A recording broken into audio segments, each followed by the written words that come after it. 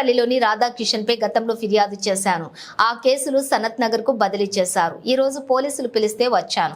నా statement record చేశారు. రాధాకిషన్ రావు నన్ను బెదిరించి నా పేరు మీదే ఉన్నటువంటి ₹1 కోటి ఫ్లాట్ ను రాయించుకున్నాడు. టాస్క్ ఫోర్స్ ఆఫీసులు నన్ను బంధించాడు. నన్ను నా కుటుంబ సభ్యులను భయభ్రాంతులకు గురి చేశాడు. నాకు డబ్బులు చెల్లించకుండానే ఫ్లాట్ ను అక్రమంగా రాయించుకున్నాడు. దీని వెనకాల ఉన్నవారు బయటికి రావాలి. నాకు పోలీసులు న్యాయం చేస్తారని నమ్ముతున్నాను. రాధాకిషన్ బయటికి వచ్చేలోపు నా ఫ్లాట్ నాకు ఇవ్వాలి.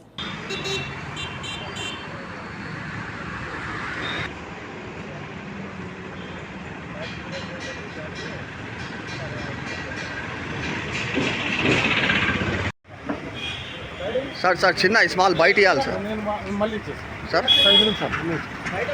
చిన్న బయట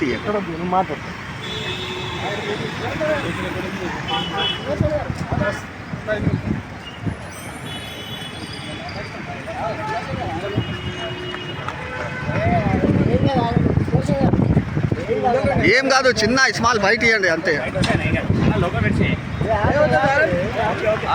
ఆగు ఏంటి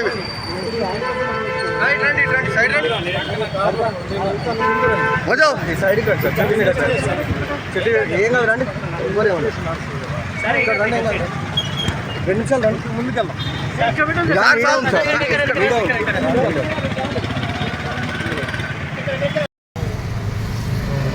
సిపి గారిని కలిసి హైదరాబాద్ సిపి గారిని కలిసి డీసీపీ రాధాకిషన్ రావు లేదా నేను కేసు బయలుదేరింది కుటుంబంలో.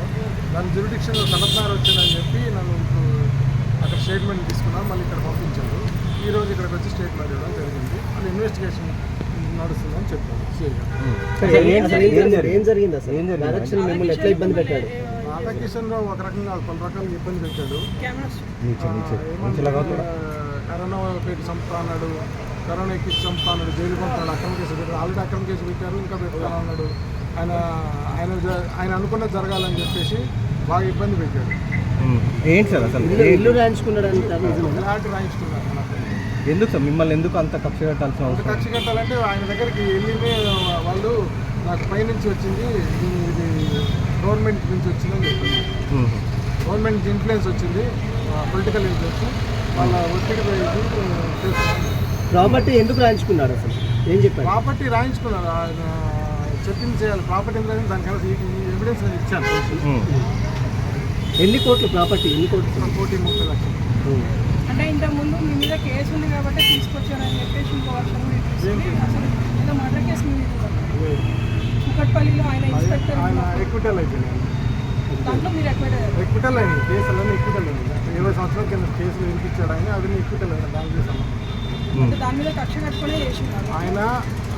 కక్ష అంటే ఇది కక్ష అని కాదు, ఆయన దగ్గరికి ఎవరే వెళ్ళారు అవంతా బయటికి రావాలి. ఎవరు వెళ్ళారు, ఈ ఫ్లాట్ డబ్బులు ఏం చేశారు, ఎవరైనా తీసుకున్నారు, ఎవరైనా పంచుకున్నారు, న్యాయం జరిగింది. మీకు ఏం డబ్బులు ఇవ్వలేదు? ఫ్లాట్ రూపాయి కూడా ఇవ్వకుండా రాయించుకున్నారా ఫ్రీగా? మీరు రిజిస్ట్రేషన్ ఎట్లా చేశారండి? క్యాన్సిల్ చేయించారు. ఆయన లోపల వేసాడు కదా ట్రాన్స్పోర్ట్ ఆఫీస్, క్యాన్సిల్ చేశారు. ఓకే. ఇప్పుడు దాని మీద మీరు కంప్లైంట్ ఇచ్చారు, ఏమన్నారు పోలీసులు? ఏమన్నారు? పోలీస్ ఇన్వెస్టిగేషన్ వచ్చింది. మీకు ఏం కావాలి? ఏం కావాలని డిమాండ్? ఫ్లాట్ కావాలి. మీ ఫ్లాట్ మీకు కావాలి. అది రాధాకిషన్ రావు మళ్ళీ బయలు మీద వచ్చి ఆయన మళ్ళీ ఆయన చేసే లోపల నాకు మీకు ఎవరిపైన అనుమానం సార్? ఇతను కాకుండా రాధాకిషన్ రావు ఎవరు చెప్తే చేశారని మీరు అనుకుంటున్నారు? పేర్లు చెప్పొద్దన్నారు. నేను ఆల్రెడీ దాంట్లో కంప్లైంట్లు ఇచ్చాను. ఓకే. ఓకే.